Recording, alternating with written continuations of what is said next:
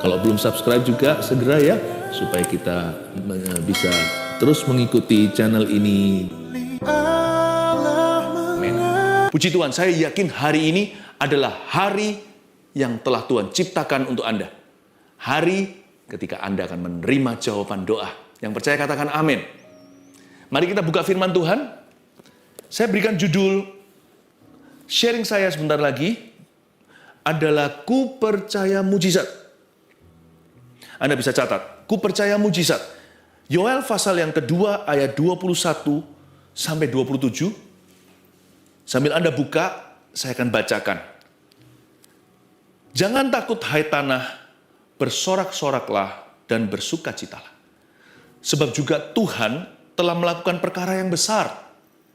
Jangan takut hai binatang-binatang di padang, sebab tanah gembalaan di padang gurun menghijau. Pohon menghasilkan buahnya, pohon ara dan pohon anggur memberi kekayaannya. Hai Bani Sion, bersorak-soraklah dan bersukacitalah karena Tuhan Allahmu. Sebab telah diberikannya kepadamu hujan pada awal musim dengan adilnya, dan diturunkannya kepadamu hujan pada awal dan hujan pada akhir musim, seperti dahulu. Tempat-tempat pengirikan menjadi penuh dengan gandum, dan tempat pemerasan kelimpahan anggur dan minyak. Aku akan memulihkan kepadamu tahun-tahun yang hasilnya dimakan habis oleh belalang pindahan, belalang pelompat, belalang pelahap, dan belalang pengerik, tentaraku yang besar yang kukirim ke antara kamu. Maka kamu akan makan banyak-banyak dan menjadi kenyang. Dan kamu akan memuji-muji nama Tuhan Allahmu yang telah memperlakukan kamu dengan ajaib. Dan umatku tidak akan menjadi malu lagi untuk selama-lamanya. Kamu akan mengetahui bahwa aku ini ada di antara orang-orang Israel. Dan bahwa aku ini Tuhan adalah Allahmu dan tidak ada yang lain. Dan umatku tidak akan menjadi malu lagi untuk selama-lamanya. Ku percaya mujizat. Saya yakin Tuhan menyediakan sebuah mujizat untuk setiap Anda. Apakah terlalu berani untuk saya percaya yang begitu? Mending saya percaya daripada bimbang. Kalau masuk ke hadirat Tuhan itu, lebih baik kita percaya dulu, dikoreksi kemudian. Daripada bimbang dan ragu, dan tidak memperoleh apa-apa di dalam hadirat Allah. Bukan berarti kalau kita menghampiri Tuhan itu selalu motivasi sesuatu. Selalu minta-minta. Bukan. Tapi saya mau ajak Anda untuk percaya bahwa Allah itu ada. Seperti ayat terakhir yang kita baca, kamu akan mengetahui bahwa aku ini ada. Aku ini ada di antara orang Israel, dan mujizat itu biasa bagi Allah. Memang kita, bagi manusia, mujizat itu luar biasa, extraordinary. Tapi mujizat itu adalah perkara sehari-hari bagi Tuhan. Seperti Anda dan saya bernafas, menghirup oksigen, makan, mujizat itu perkara yang tidak mustahil bagi Allah. Bolehkah kita berharap akan mujizatnya? Bukan hanya boleh. Tanpa iman kita tidak bisa menyenangkan Tuhan. Iman itu termasuk di dalamnya percaya akan mujizatnya. Tapi sebelum kita percaya akan mujizatnya, saya tunjukkan kepada Anda dan saya, siapa dia yang membuat mujizat itu. Betapa mulia dan baiknya hatinya. Ayat 21, jangan takut hai tanah. Bersorak-soraklah dan bersukacitalah, sebab juga Tuhan telah melakukan perkara yang besar. Pertama-tama Tuhan berfirman bukan kepada manusia, tetapi kepada tanah. Jangan takut hai tanah. Kenapa? Karena Tuhan itu kasihan sama bangsa Israel. Bangsa Israel di zaman Yoel, mereka mengalami musibah, yaitu terjadi serangan hama yang tidak terhingga, nggak pernah terjadi dalam sejarah mereka. Belalang pengerip, belalang pelompat, belalang pindahan, belalang pemusnah. Hasil panen gagal total. Saya nggak berbicara tentang bisnis agrikultur ya, saya bicara tentang bahan pokok makanan. Itu berarti kelaparan melanda bangsa ini. Krisis ekonomi, depresi sosial. Ini keluarga demi keluarga runtuh, pekerjaan hilang. Seperti domino, kelihatannya hanya belalang datang. Tapi kutuk memenuhi seluruh negeri. Ini masa yang sangat gelap buat Yoel dan bagi bangsanya. Seperti kita hari ini ketika dirudung masalah. Tapi kenapa Tuhan berfirman ke tanah, kok nggak berfirman ke bangsa Israel? Tuhan ingin menunjukkan betapa baik hatinya supaya kita tidak taruh rasa curiga dan berpikiran negatif tentang Tuhan kita. Jangan takut, hai tanah. Kalau sama tanah aja Tuhan bisa kasihan, masa nggak bisa kasihan sama kita? Jadi jangan pernah salahkan atau tuduh Tuhan yang tidak-tidak. Kita berkata Tuhan nggak peduli. Kok tahu kalau Tuhan nggak peduli?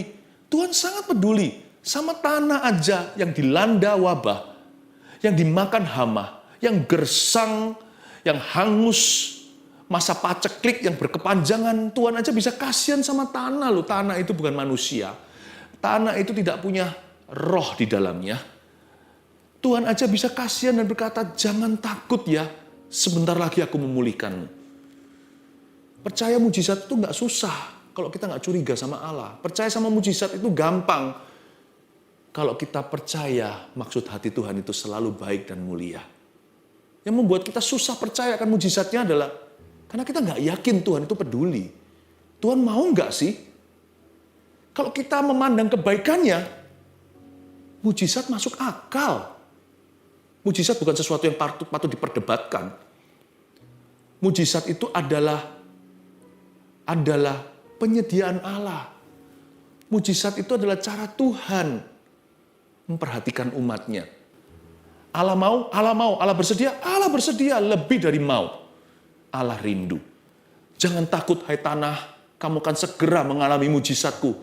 Sekarang kamu gersang total, sekarang kamu hangus, sekarang kamu tidak bernyawa, tapi sebentar lagi aku akan memulihkanmu. Tapi bahasanya Allah, bahasa masa lalu. Kok bisa? Baca sekali lagi, jangan takut, hai tanah. Bersorak-soraklah dan bersukacitalah. Oke? Suruh sorak-sorak dan bersukacita itu gampang. Kalau sudah kejadian. Kalau kita terima bonus, ya, kalau kita dapat pekerjaan, kalau disembuhkan dari kanker stadium terakhir, kalau dikaruniai keturunan setelah menunggu 10 tahun, bersorak dan bersukacita, mudah.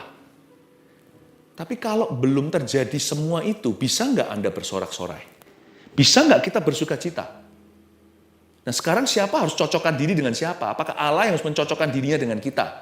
Tuhan kita tarik masuk dalam realita kita. Mana Tuhan, mana Tuhan, mana Tuhan? Atau kita yang harus naik tangga Yakub nih, kita masuk ke realita Allah. Kita bisa dengan iman percaya dulu sebelum mujizat itu terjadi. Belajar untuk mengucapkan dan menguasai bahasa iman. Bahasa iman begini, saya baca sekali lagi, jangan takut hai tanah, bersorak-sorailah dan bersukacitalah sebab juga Tuhan telah, bukan Tuhan akan, bukan future tense atau bukan masa depan, tapi sudah lalu. Padahal belum terjadi di realita mereka hari ini. Waktu itu di zaman Yoel, ini tidak ada mujizat belum terjadi ceritanya. Tanah masih segersang-gersangnya, dan seluruh bangsa Israel masih kelaparan, segala macam musibah malapetaka. Tapi Nabi Yoel menubuatkan, kalian harus bersukacita, bersorak-sorai, sebab Tuhan telah melakukan perkara yang besar. Padahal faktanya, Tuhan belum melakukan perkara yang besar. Mana dulu? Telur atau ayam? Ayam bertelur, Tuhan tidak pernah ciptakan telur dulu, Tuhan ciptakan ayam, hewan-hewan dulu, lalu hewan berkembang biak. Tuhan ciptakan iman sebelum mujizat. Kita harus percaya dulu kepada Tuhan sebelum melihat sesuatu. Sebab iman itu bukan melihat, iman itu mendengar. Hari detik di mana Anda mendengar janji Tuhan diucapkan ke telinga Anda, dibaca dari firman-Nya, diurapi oleh Roh Kudus, percayalah dan katakanlah, Tuhan telah, bukan Tuhan akan. Bertindaklah dan percayalah seolah-olah Anda sudah menerimanya. Bergembiralah seolah-olah sudah terjadi atau sudah kejadian. Itu iman. Believe dulu, ingat Abraham, dia percaya bahwa dia akan menjadi bapak atas bangsa-bangsa.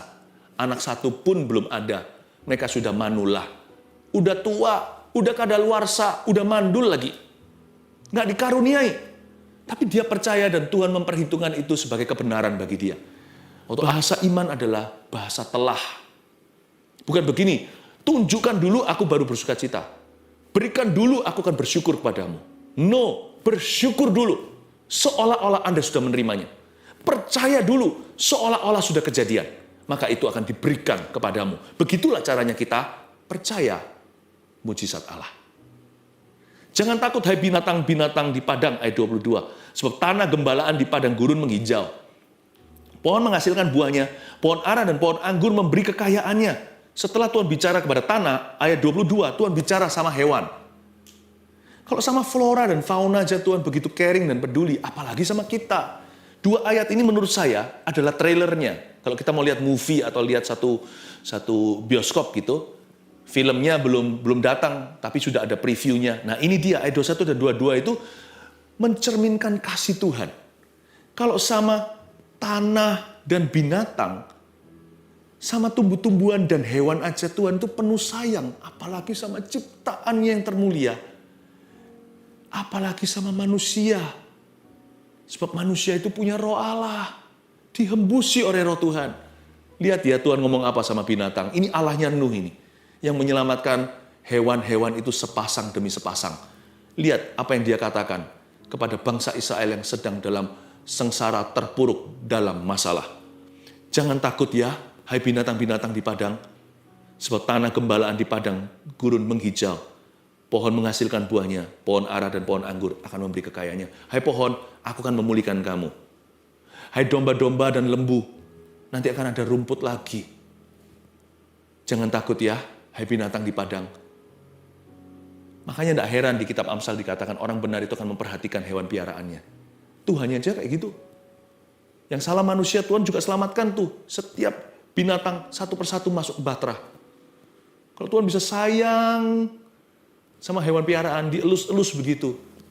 Kenapa kita itu ketakutan sama Tuhan? Kenapa kita selalu curiga Tuhan mau buat jahat apa ya sama aku? Tuhan izinkan penyakit ini atas diriku. Tuhan yang bahkan beberapa orang percaya Tuhan yang memberi dia penyakit itu.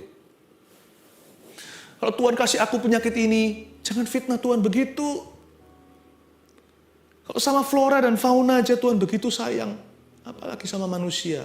Udahlah, nggak usah tanya, nggak usah diinvestigasi sumbernya dari mana permasalahanmu. Buat apa lihat ke belakang? Buat apa menunduk ke bawah? Mau lihat ke bawah gitu akarnya apa? Percuma. Lebih baik memandang ke depan. Depan ini aku harus responi Tuhan. Lalu melihat ke atas. Tuhan, kepadamu aku naik banding. Ku percaya mujizatmu. Selamatkan aku. Bukankah nama Yesus itu artinya Allah menyelamatkan? Save me. Itu artinya Jesus. He's our Savior. Dia selalu comes to the rescue. Dia selalu menolongmu dan menolongku. Dialah penolong sejati kita. Daripada saya otak-atik yang di bawah sana. Ini sumbernya apa ya? Jangan-jangan nanti akan ketemu tipu muslihat setan. So, setan paling suka ngajak ngobrol. Orang yang suka bimbang dan ragu. Mending percaya aja sama Tuhan. Saya pilih untuk percaya kepadanya. Saya pandang ke atas dan saya berkata, save me Lord. Kalau saya menunduk ke bawah, satu-satunya alasan saya lihat ke bawah sini adalah untuk baca Alkitab saya. Saya cari janji Tuhan dan saya percaya. I believe in miracles. For I believe in God, seperti ayat 27 yang kita baca tadi.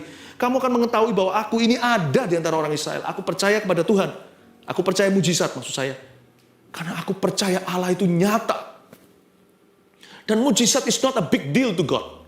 Mujizat bukan suatu perkara yang luar biasa. Ya kan? Sama dengan mengetik itu biasa buat seorang sekretaris. Ya. Bagi Tuhan itu pekerjaan harian.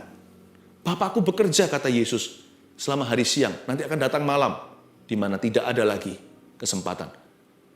Bagi Yesus, itu sudah menjadi sehari-hari cara Allah memperhatikan umatnya. Tuhan berkata seperti itu, jangan takut hai binatang di padang. Aku akan memulihkanmu. Akan ada rumput, akan ada pohon-pohon akan menghasilkan lagi. Lalu ayat 23 itu begitu romantis. Sebutan ini sekilas lewat, kita nggak ngerti artinya. Makanya saya ajarkan supaya Anda dan saya memahami hati Allah lewat firman ini. Hai Bani Sion, bersorak-soraklah dan bersukacitalah karena Tuhan Allahmu. Hai Bani Sion.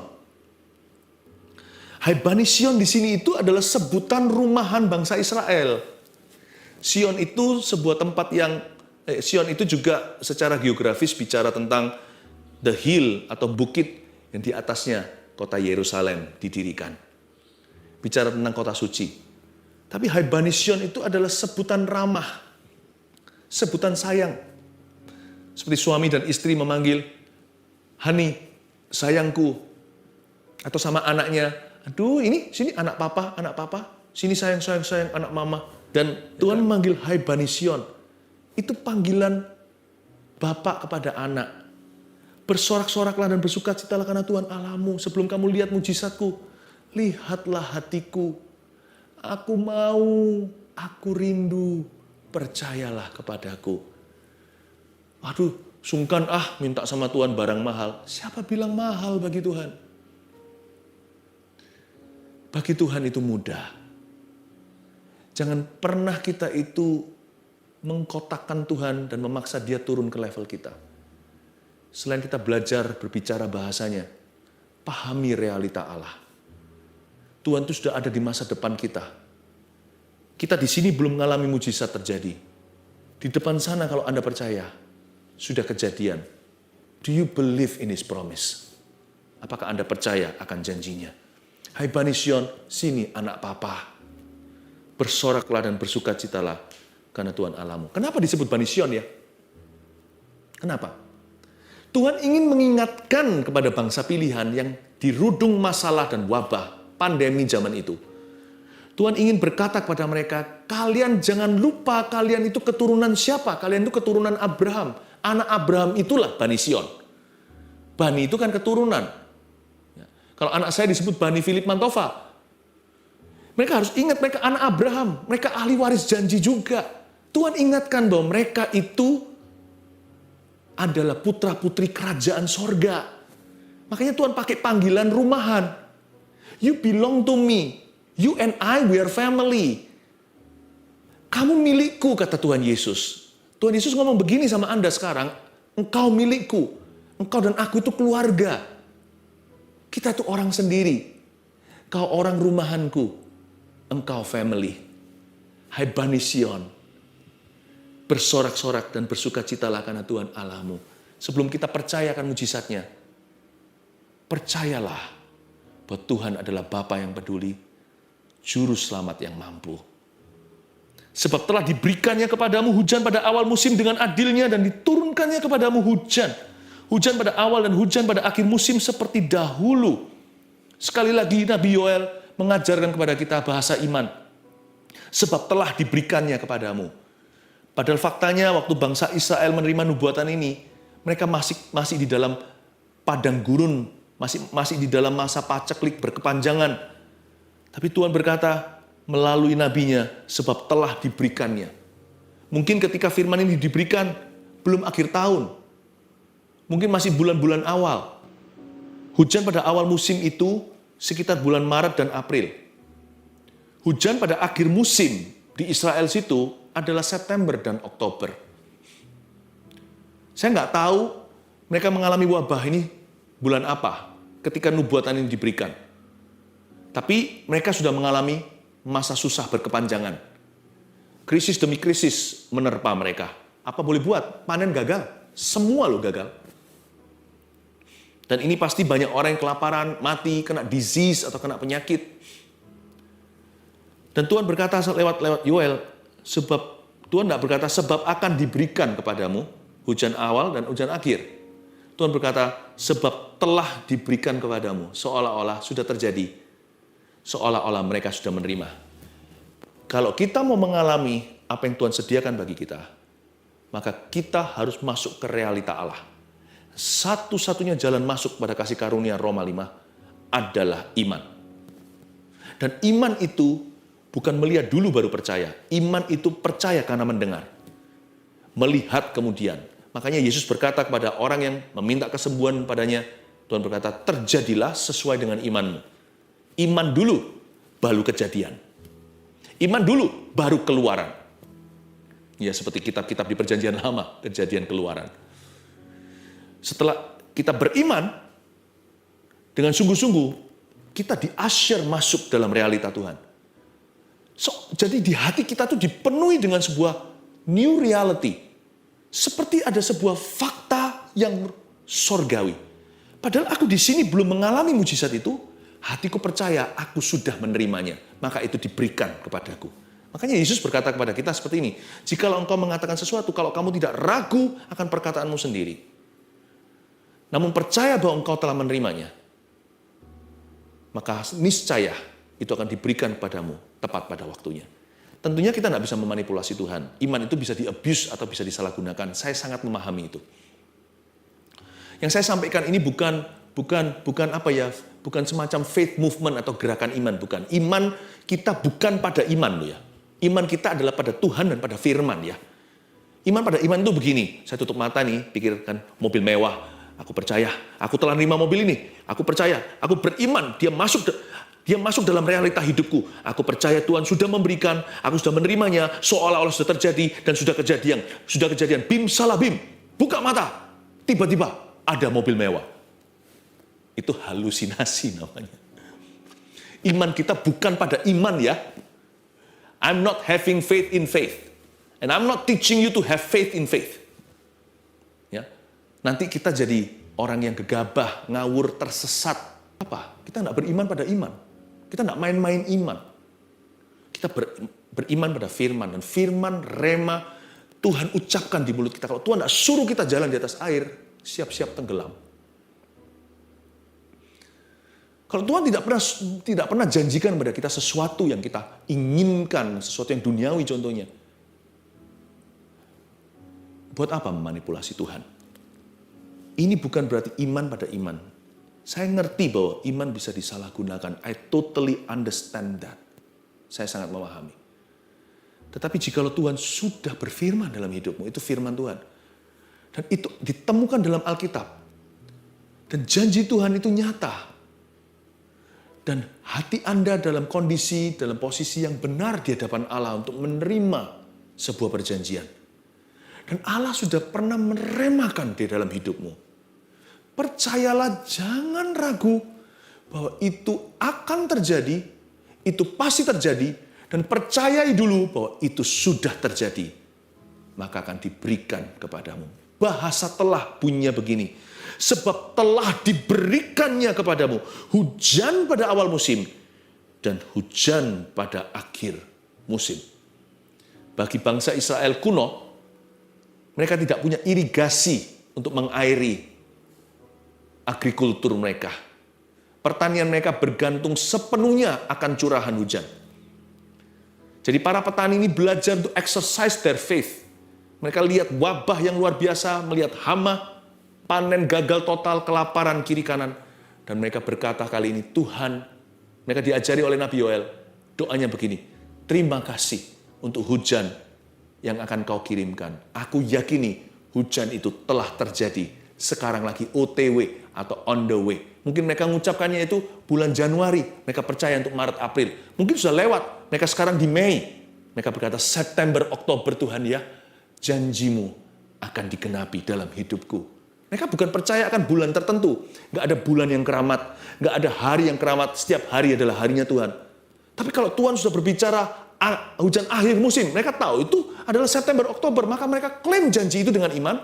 Dan bahasanya begini, aku bersyukur engkau telah mendengar doaku. Aku terima dengan iman, September dan Oktober, hujan akhir akan datang. Dan aku percaya itu sudah terjadi. Aku percaya dengan segenap imanku. I claim this by faith. Aku mengklaimnya di dalam nama Yesus. Nah, Nabi Yoel berhasil mengajarkan kepada para petani Israel untuk menyelamatkan bangsanya dari kelaparan yang hebat akibat hama. Apakah Anda juga seperti petani-petani Israel itu yang menantikan janji? Anda juga akan menyelamatkan orang lain karena iman Anda. Dan saya yakin Tuhan sanggup menolong Anda dalam segala keadaan. Tempat-tempat pengirikan menjadi penuh dengan gandum ayat 24 dan tempat pemerasan kelimpahan anggur dan minyak sudah kejadian? Belum. Ayat 24 ini bahasa iman. Waktu nubuatan ini disampaikan, mereka masih kekurangan. Tapi Yoel bisa berkata tempat pengirikan menjadi penuh dengan gandum. Itu visinya. Tempat pemerasan kelimpahan anggur dan minyak sudah kelihatan di dalam imannya. Aku akan memulihkan kepadamu tahun-tahun yang hasilnya dimakan habis oleh belalang pindahan, belalang pelompat, belalang pelahap, dan belalang pengerit. Tentaraku yang besar yang kukirim ke antara kamu. Iman itu mengalahkan putus asa. Dia berkata, tahun-tahun di belakang yang habis dimakan hama. Semua usaha kita yang sirna, aku percaya Tuhan akan memulihkan semua. Ini bukan bicara soal ekonomi. Ini bicara tentang waktu. Mereka sudah patah semangat. Pernah nggak Anda ngumpulkan sesuatu bertahun-tahun lalu hilang begitu saja? Lalu merugi dan bangkrut total. Rasanya males ya untuk bangkit lagi. 10 tahun loh. 10 tahun bukan waktu yang singkat, waktu yang lama itu. Tapi kalau Anda beriman pada Tuhan, Anda akan bangkit kembali. Anda akan membangun di atas reruntuhan itu. Dan dengan yakin percaya bahwa Tuhan sanggup memulihkan tahun-tahun yang hilang. Kalau dulu Anda kumpulkan 10 tahun, dengan Tuhan kali ini, Tuhan bisa beri percepatan. Asal Anda beriman, percaya mujizat itu juga pemulihan waktu. Memang waktu yang sudah lewat nggak bisa kembali sih. Kita nggak bisa kembali lagi ke tahun 1900. Kita sekarang sudah di 2000 sekian puluh. Tetapi kalau kita bisa beriman pada Tuhan mulai hari ini dan seterusnya, waktu di depan itu akan terjadi percepatan, akan terjadi akselerasi dari Tuhan, akan terjadi pemulihan. Apa yang Anda kumpulkan 10 tahun, masa Tuhan nggak bisa bersama dengan Anda bangun kembali dalam 10 bulan? 10 bulan, 10 hari bahkan. 10 menit kalau perlu, 10 detik juga. Bagi Tuhan, tiada yang mustahil. Aku akan memulihkan kepadamu tahun-tahun yang hasilnya dimakan habis oleh belalang pindahan. Tapi aku sudah tua, Pastor Philip. Mana bisa dipakai sama Tuhan? Anak-anak muda itu loh, bertobatnya muda-mudi. Masih banyak waktunya. Ya betul. Tapi pernah Anda pikir nggak? Anda bangun lebih pagi daripada muda-mudi. Mereka mungkin bisa masih punya puluhan tahun ke depan. Jika Anda merasa diri sudah manula, umur 60 tahun ke atas, mungkin waktunya sudah tinggal seperempat. Atau waktunya sudah tinggal sedikit, usia Anda semakin singkat. Tapi jangan lupa ya, asal Anda percaya kepada Tuhan, percaya pemakaiannya, nanti lihat ya, hidup Anda yang katanya sisa sedikit itu bisa melampaui muda-mudi yang masih punya banyak waktu. Karena Allah bisa mengenyangkan, memenuhkan urapannya di waktu sesingkat-singkatnya. Belum lagi sama-sama 24 jamnya anak muda dan orang tua. Sama juga dengan baby atau bayi yang sebagian besar waktunya dipakai untuk bobo. Anak muda juga tidurnya masih banyak. Orang-orang tua tidur 5 jam udah seger. 6 jam sudah maksimal. Sama 24 jamnya. Setiap hari Anda yang manula hidup lebih lama daripada orang-orang muda. Gunakan waktumu. Ayo lari. Angkat tanganmu dan berkata, pakailah aku Tuhan. Aku tidak mau kalah sama muda-mudi. Waktuku lebih singkat, tapi hariku lebih panjang. Use me. Tidak ada kata terlambat. Sama-sama kita mencapai garis finish ya. Dengan kilang gemilang. Itu dia. Maka kamu akan makan banyak-banyak, ayat 26, dikenyangkan sama Tuhan, dan menjadi kenyang. Kamu akan memuji-muji nama Tuhan Allahmu yang telah memperlakukan kamu dengan ajaib, dan umatku tidak akan menjadi malu lagi untuk selama-lamanya. Lihat itu, janji Tuhan adalah kamu akan makan banyak-banyak, menjadi kenyang, kamu akan memuji-muji nama Tuhan Allahmu. Tuhan penuhkan di waktu sesingkat-singkatnya. Itulah mujizat. Mujizat itu nggak pakai prosesnya manusia. Kalau yang proses itu namanya iman, memang harus diproses. Tapi ketika mujizat terjadi, mujizat itu adalah bypassnya Tuhan. Makanya ada orang yang sembuh seketika, instant healing namanya. Ada orang yang tiba-tiba diubah kondisinya. Ini bukan magic show, tapi mujizat Tuhan memang tidak bisa ditemukan metode dan teorinya. Dan biasanya juga tidak melewati waktu manusia. Tapi dia terjadinya seketika. Tuhan itu ajaib. 3 poin sederhana untuk review apa yang kita pelajari hari ini. Yang pertama, percayalah seolah sudah terjadi. Itulah ku percaya mujizat. Percaya dulu. Kuasai bahasa telah. Bertindaklah. Dan merasalah. Serta bergembiralah seolah-olah sudah kejadian. Yang kedua, berharaplah mujizatmu terjadi hari ini. Selalu berharap itu today, bukan tomorrow. Tapi kalau belum terjadi sampai malam hari, jangan tidur dalam kecewa hati. Besok pagi, rahmat Tuhan baru GR lagi dan berkata, "Today is my day for miracles." Hari ini adalah hari di mana Tuhan akan promosikan aku. Hari ini adalah hari pertolongan Allah. Hari ini aku akan mengalami mujizatnya. Selalu berharaplah hari ini terjadinya. Yang ketiga, ini yang penting. Daripada kita menunggu pasif, tunggu mujizat dulu baru berubah hidupnya. Jangan. Hiduplah bagi Dia setiap hari. Tua, muda, besar, kecil. Ini lebih penting kan? Iman itu bukan hanya mujizat. Orang yang percaya akan mujizat. Setiap hari hidup dalam pengharapan. Dia tidak akan sia-siakan waktunya. Hiduplah bagi Dia setiap hari, bahkan setiap saat. Sebab mujizat terbesar bisa-bisa bukan fisik atau healing atau kesembuhan, bahkan kebangkitan orang mati. Mujizat terbesar dalam kehidupan kita sehari-hari adalah ini. Perubahan tujuan hidup kita dari sia-sia menjadi orang yang mau hidup setiap saat untuk Tuhannya. I pray for change lives. Saya hari ini mau klaim mujizat terbesar, yaitu perubahan hidup seseorang.